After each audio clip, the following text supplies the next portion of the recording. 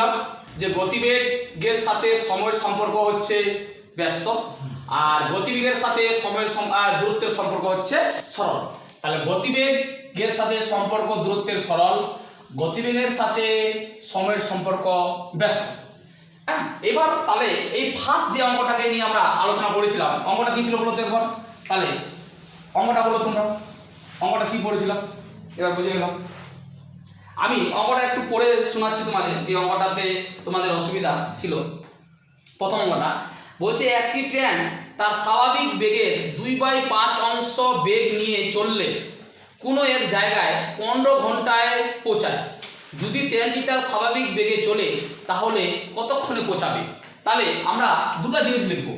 এখানে আমাকে কি বার করতে বলছে দেখে নে ভালো মতো যদি তোরা বুঝিস। এখানে বলে দেওয়া আছে গতিবেগ আর বার করতে বলছে সময়, ঠিক না? দেখ অঙ্কটার মধ্যে যে স্যার গতিবেগ দেওয়া আছে, কি বার করতে বলছে আমাকে? সময়। একটু আগেই আমি সম্পর্কটা দেখালাম যে গতিবেগের সাথে সময়ের সম্পর্ক কি? ব্যস্ত সম্পর্ক, মানে একজন বাড়লে একজন কি হবে?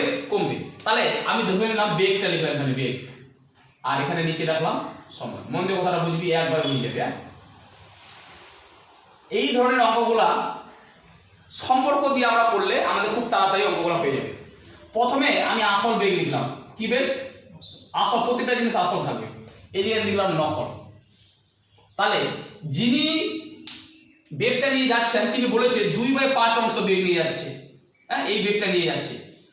সবসময় মাথায় রাখবে এই নিচের বেগটা হলো আসল বেগ, নিচের বেগটা কি হলো? আসল। তাহলে বেগের জায়গায় আমি কত বসাবো? 5। আর যে বেগটা ও নিয়ে যাচ্ছে সেটা কত? 2। তাহলে এখানে 2 লিখাবো। তাহলে সময়টা বলছে উল্টে যাবে, এই 2টা চলে আসবে এখানে, আর 5টা চলে যাবে এই জায়গায়। বুঝা গেল কিনা?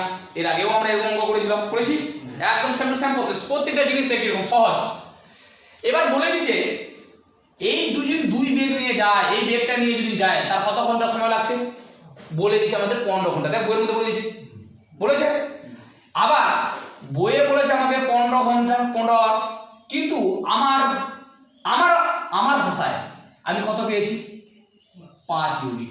কারণ আমি বলেছিলাম এগুলাকে আমরা কিসে ব্যবহার করবো? ইউনিটে ব্যবহার করবো, ঠিক কিনা?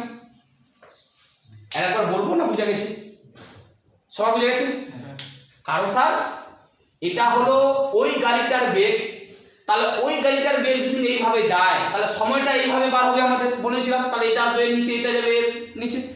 তাহলে অঙ্কের ভাষায় 2 বেগ নিয়ে গেলে তার সময় লাগবে 5 ইউনিট। এটা ইউনিট, এটা আমাদের সময় নয়, এবার আমাদের অঙ্কের ভাষায় সেটাকে ইউনিট বলবো।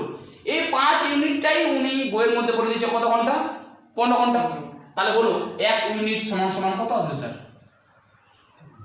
3 ঘন্টা, ঠিক। কিন্তু উনি কি চাচ্ছেন? উনি চাচ্ছেন ও যদি স্বাভাবিক বেগ নিয়ে যায়, আসল বেগটা নিয়ে যায়। আসল বেগটা কত? 5। এই আসল বেগ 5 নিয়ে গেলে তার সময় কত লাগবে? 2, মানে 2 ইউনিট। তাহলে এখানে যদি আমি 2 দিয়ে গুণ করি তাহলে 2 ইউনিট সমান সমান কয় ঘন্টা সময় লাগবে? 6 ঘন্টা। এই জিনিসটা বোঝা গেল কি না বল? এটা হলো উত্তর। এবার বুঝা গেল লজিকটা? বল এখনো পর্যন্ত যদি কোনো অসুবিধা থাকে তাহলে বল। বুঝা যাচ্ছে? চলো সুন্দর, তাহলে হয়ে গেছে। এবার দ্বিতীয় অঙ্কটাতে আমরা চলে আসবো, মন দিয়ে শুনতে। একই ধরনের অঙ্ক দ্বিতীয় অঙ্কটাতে, দ্বিতীয় নম্বর অঙ্কটাতে আমরা চলে আসি। এটা আমরা বুঝে গেলাম স্যার। এবার দেখ একই রকম অঙ্ক দিয়ে আমরা বুঝবো। কি বলছে স্যার? মন দিয়ে শোনো। বলছে আমি যদি অঙ্কটাকে একবার রিপিট করি, একটি ট্রেন তার স্বাভাবিক বেগের 3/5 অংশ বেগ নিয়ে গন্তব্যস্থলে 2 ঘন্টা 30 মিনিটে দেরিতে পৌঁছায়। এবার দেরি বলে দিল, আগের বার পৌঁছায় গিয়েছিল, এবার বলছে না পৌঁছাতে পারেনি, ওনার সময়টা বেশি লেগে গেল। তো বলছে যা সময় তার থেকে এত ঘন্টা বেশি সময় লেগে গেল। এবার বলছে ট্রেনটির স্বাভাবিক বেগ, বলছে ট্রেনটি যদি স্বাভাবিক বেগে গেলে কতক্ষণে গন্তব্যস্থলে পৌঁছাবে? আগের মতোই করে আমরা যাই, আবার বেগ লিখব স্যার। এবার বেগ আবার ওই জিনিসটা আসল, আর এদিকে লিখবো কি? নকল, যে বেগটা হয় একদম আগের মতোই। এবার আমাদের দেখো আসল বেগ বলে দিচ্ছে 3/5। তাহলে আসল বেগটা 5 আর নকল যে বেগটা নিয়ে যাচ্ছে সেটা কত? এটা নিয়ে কারো অসুবিধা নেই। তাহলে তোমরা বলো তো সময়টা কিরকম আসবে বাবু? উল্টে যাবে। তাহলে এখানে আসবে 3, এখানে কি আসবে? 5। এবার মন দিয়ে কথাটা শুনবে। এখানেও যদি না আমার সময়টা দেওয়া থাকতো তাহলে আমি ডাইরেক্ট এই সময়টাকে নিতাম, কিন্তু এখানে সময়টার কথা বলে দিইনি। এখানে বলে দিচ্ছে ওরা দেরিতে বোঝাচ্ছে। কয় ঘন্টা দেরিতে বোঝাচ্ছে?